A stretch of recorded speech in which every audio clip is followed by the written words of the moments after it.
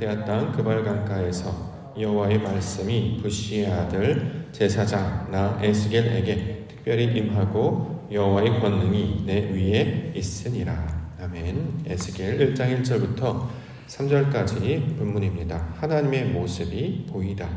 하나님의 모습이 보이다 라는 말씀의 제목입니다. 오늘 본문에서 하늘이 열리고 하나님의 모습이 내게 보였다 라는 말씀으로 시작하고 있습니다. 1절 다시 한번 보면요. 30째 해 넷째 달 초다새에 내가 그발강가 사로잡힌 자 중에 있을 때에 하늘이 열리며 하나님의 모습이 내게 보였다. 이렇게 증거하고 있습니다. 오늘서부터는 에스겔서를 살펴보고자 하는데요.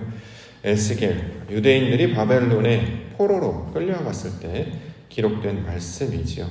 하나님의 백성들이라 자부했던 유대인들이었습니다. 그런데 그들이 이방인 족속들에게 침략을 당했고 마침내 나라가 망하고 그들이 바벨론의 포로로 끌려가게 된 상태입니다. 하늘이 무너진 상황이죠. 땅이 황폐해졌습니다. 그들이 가지고 있던 소망, 그들이 가지고 있던 꿈, 모든 것들이 다 사라져 있는 상태였습니다. 가장 먼저는 하늘이 무너진 상태입니다. 당시 나라들 간의 전쟁은 신들의 전쟁의 대리 성격을 가지고 있죠. 자신들이 믿는 신들과 또 이방 족속들이 믿는 신들, 이것들을 그 사람들로 하여금 전쟁을 치르도록 했기 때문에 그것은 마치 신들의 전쟁을 대신 치르는 모습과도 같았습니다.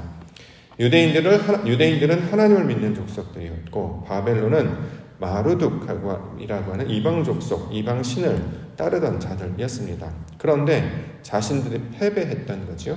자신들이 패배했다라고 하는 것은 단순히 전쟁에서 졌다 이게 아니라 자신들이 믿는 신이 그들의 신에 졌다라고 하는 뜻도 함의되고 있습니다. 따라서 그들이 바라보고 믿고 있던 그 하늘이 무너진 상태입니다. 하늘이 무너졌기 때문에 땅도 무너졌겠죠. 자신들의 마음도 무너져버리고 말았습니다. 유대인들은 하나님의 백성이라고 스스로 생각하고 있었기 때문에 신앙이 좋다라고 여기고 있었습니다.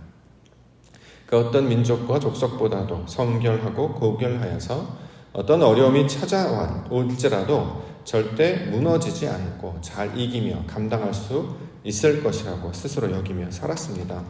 그런데 땅이 무너져 버렸습니다. 마음이 무너져 버리게 된 거죠. 왜냐하면 포로로 끌려가게 되었기 때문입니다. 초롱성과도 같았던 자신들의 신앙, 자신이 꽁꽁 싸매고 있던 나의 마음들이 외부 환경의 공격에 의해서 일순간에 무너져 버리고 완전히 마음이 빼앗겨진 상태. 그래서 요즘 말로 하면 마음이 소위 말하는 요즘 젊은 사람들 표현에 따르면 멘탈이 붕괴됐다. 그래서 멘붕이라는 말 이렇게 쓰게 되죠. 어떻게 해야 될지, 무엇을 해야 될지 완전히 알지 못하는 상황이 지금 현재 본문에 나타난 유대인들의 상황이었습니다. 게다가 포로로 끌려간 지 꽤 시간이 지났어요. 2절 말씀에 보면 5년째나 됐다 이렇게 이야기합니다.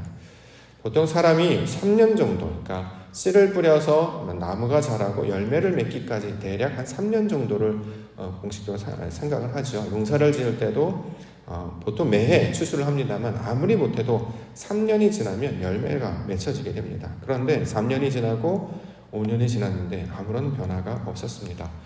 이렇게 소망마저 다 무너져 있는 상태가 유대인들의 상태였던 것이죠. 그러한 상황이 어떻게 살아가야 될 것인가? 누가 우리를 도와줄 것인가? 앞으로 어떻게 삶을 이루어나갈 것인가? 그런 절망 가운데 있을 때 오늘 본문에서는 하늘이 열렸다. 그리고 그 가운데 하나님의 모습이 내게 보였다. 이렇게 기록하고 있습니다.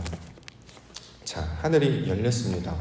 원래 하늘이 닫혀 있을 뿐만 아니라 하늘이 무너져 있는 상태였죠. 게다가 지금 본문에 나타난 상황이 어디였냐면 갈대아입니다. 강가, 그발 강가라고 하는 곳 가운데 있었습니다. 당시 신과는 이전에도 한번 말씀드렸는데 지역신 개념이죠. 땅신 개념입니다. 내가 살고 있는 땅을 다스리는 땅신, 그 지역신이 있다고 생각했기 때문에 거기서 벗어나게 되면 다른 신에 의해 정복을 당하게 돼서 그 다른 신의 손아귀에 넘어가면 절대로 나의 신이 도와줄 수 없을 것이라 라는 생각들을 가지고 있었죠. 그래서 애굽으로 내려가면 바로라고 하는 애굽의 신, 그는 왕이기도 했습니다만 그 신처럼 여기던 영역의 다스림을 받았고 바벨론은 마르둑, 또 그의 대리자라고 할 수 있는 바벨론 왕의 통치를 받았기 때문에 하나님께로부터는 절대 도움을 받을 수 없을 것이다 라는 생각들을 자신들이 하고 있었습니다. 그런데 그 그발강가에서 하늘이 열려서 하나님이 보이기 시작했다라는 말씀으로 가장 먼저 기쁨의 소식을 만나고 있습니다. 자, 가장 먼저 우리가 살펴볼 수 있는 것, 삶이 완전히 무너졌습니다. 완전히 우리 신앙도, 우리의 마음도 완전히 깨어져 버리고 말았습니다. 어떻게 살아가야 될 것인가, 그런 포기와도 같은 상태, 어떻게 해야 될지를 모르는 상태였을 때 성경은 항상 그것들을 지켜보시며 어떠한 상황 가운데서라도 땅끝에라도 찾아오시는 분이 있다라고 이야기를 하고 있습니다. 자, 그분이 바로 우리가 믿는 여호와 하나님이시다라는 거죠. 삶이 아무리 무너지고 나의 생각이 무너지고 소망마저도 사라진 상태가 됐다 할지라도 우리 하나님은 자신의 백성들을 결코 포기하지 않으시고 잊지 않으셔서 찾아오실 뿐만 아니라 그것이 어느 순간이 될지라도 하늘을 열게 하셔서 당신을 보게 하시는 분이시다라는 것입니다. 새벽이 지나면 빛이 비추기 시작하여서 소망이 나타나게 됩니다. 어려움의 시간이 지나면 반드시 하나님께서 그 일을 이루어 가시는 것이죠. 우리가 출애굽기 내용을 통해서 살펴본 것처럼 고통과 시험 속에 부르짖을 때에 그 음성을 들으시며 돌보시는 분이 있는데 바로 여호와 하나님이시다라고 말씀하고 있습니다. 신앙 때문에, 그들의 믿음 때문에 또 무너졌습니다. 그럼에도 불구하고 우리보다 훨씬 더 크시고 우리를 위한 선한 계획을 갖고 계시는 분은 우리 하나님의 백성들을 포기하지 않으시고 어디라도 찾아오시고 특별히 마음의 문을 열어주셔서 하늘을 여시고 하나님을 바라보게 하십니다. 그러므로 우리가 항상 말씀 가운데 나아갈 때 어느 곳에 있든지 하나님 바라보게 하여 주시옵소서. 우리의 삶 가운데 하늘을 열어주시고 하나님 나타나 주셔서 그 놀라우신 하나님의 영광을 바라보며 소망 가운데 살아가게 하여 주시옵소서. 이렇게 기도하며 하나님만 바라보시는 우리 성도와 교회가 되기를 소망합니다. 자, 그러면 하나님께서 어떠한 모양으로 우리에게 임하실까요? 여기에 하나님의 모습이 보였다. 하나님은 영이시기 때문에 보이지 않습니다. 그런데 어떻게 보았다라고 이야기하는가? 말씀해 보니까 하나님은 말씀으로 임하셨다라고 소개하고 있습니다. 3절에 있습니다. 갈대아 땅 그발강가에서 여호와의 말씀이 부시의 아들 제사장 나 에스겔에게 특별히 임하고 여호와의 권능이 내 위에 있느니라. 자, 하나님이 보였다라고 얘기하는데요. 그 보였다라고 하는 것의 궁극적인 목적은 말씀을 가리키고 있는 말이었습니다. 하나님의 온전한 뜻, 그것을 말씀으로 담아서 우리 가운데 들려주십니다. 따라서 우리가 하나님의 말씀을 듣게 되면, 그것을 깨닫게 되면 하나님을 본 것과 똑같은 모양으로 하나님께서 여겨주시는 것이죠. 율법으로, 성전으로, 예수 그리스도로 하나님의 형상이 어떠한 것인지를 보여주셨습니다. 그러므로 하나님을 본다라고 하는 것은 말씀을 본다라는 것이고 진리를 본다라는 것이고 예수 그리스도를 본다라는 뜻이 되고 있습니다. 마음이 완전히 무너졌어요. 아무 생각도 안 듭니다. 뭘 해야 될지, 어떻게 해야 될지. 젊은 사람들 표현에 따르면 멘탈이 붕괴된 상태였다는 거죠. 정말 주변이 하얘지거나 노을해진 상태입니다. 그런데 말씀이 보여요. 신기하죠. 하나님의 말씀이 들리기 시작해요. 이전에는 이런 경험이 없었거든요. 하나님의 말씀이 이런 뜻이었나? 하나님께서 내게 지금 이 말씀을 들으라고 하시는 건가? 라고 할 때 이것을 여호와가 눈에 보였다. 여호와의 말씀 내게 임했다라는 것입니다. 에스겔이라고 하는 사람에게 말씀이 임하는 과정을 통해서 우리 하나님이 어떻게 우리를 찾아오시는지를 지금 보이고 설명하고 있는 것이죠. 유대인들은 이제 하나님을 섬길 때, 하나님을 이렇게 나아갈 때 항상 어떤 대상으로, 종교적인 대상으로 늘 여겨왔습니다. 그렇기 때문에 하나님의 뜻이 아니었고 엉뚱한 것들로 찾아가게 됐고 결국 우상에 빠지게 되었다라는 거죠. 그래서 그들이 가지고 있었던 그 하늘도 무너뜨리시고 그들이 가지고 있던 소망도 무너뜨리신 다음에 하는 일이 뭐냐면 다시 하나님께서 말씀을 보게 하십니다. 이것이 하나님의 모습을 보이는 장면으로 설명하고 있습니다. 우리 가운데는 매주마다 함께 나누는 우리 주일날 만난 말씀이 될 것이고 우리 오늘 같은 경우에는 그 아침마다 우리가 함께 묵상하는 새벽에 주시는 말씀이 바로 그 뜻이 되겠죠. 단순히 우리가 성경 공부를 지나서 예배를 지나서 우리가 함께 읽고 나누고 그것을 상고하며 나아간 그 말씀을 통해 하나님의 모습을 우리 가운데 설명해 주고 있습니다. 그렇기 때문에 우리가 말씀을 보게 되면 이 말씀들 가운데 나타나시는 하나님의 뜻, 그 은혜, 그 아버지의 뜻이 무엇인지를 찾으며 나아갈 때 하나님께서 우리를 그렇게 만나 주실 줄 믿습니다. 말씀을 깨닫게 하시옵소서. 오늘도 하나님 이 말씀을 내게 주셨군요. 하늘이 무너지고 땅이 무너지고 우리의 소망마다 무너질 때 무너지지 아니하는 그 하나님께서 내게 찾아오시는군요. 하나님께서 말씀으로 내게 임하시는군요. 이것이 우리의 소망이요 복음의 소식이 될 것입니다. 자, 말씀이 임했더니 뭐라고 고백을 하냐면 제사장 나 에스겔에게 특별히 임했다. 나 뭐뭐한 사람이다. 이런 표현은 굉장히 독특합니다. 왜냐하면 나라는 표현을 할 때는 보통 히브리 사람들은 나라고 잘 표현하지 않고요. 본인은 또는 이 사람은 이렇게 표현합니다. 나라고 표현할 때는 항상 하나님께서 자신을 나타낼 때 이렇게 얘기하죠. 나 여호와. 이게 하나님께서 자신을 드러내실 때 사용했던 표현이거든요. 근데 본문에 보면 에스겔이라고 하는 사람이 에스겔이라고 하는 누구누구의 아들이라고 보통 표현하죠. 그래서 누구누구의 아들은 누구누구의 아들인데 누구누구의 아들 제사장 또 거기다가 나 에스겔은 그러니까 자신이 어떠한 사람인지를 다시 한번 확인하는 정체성으로 설명하고 있습니다. 에스겔에게 말씀이 임했다라고 해요.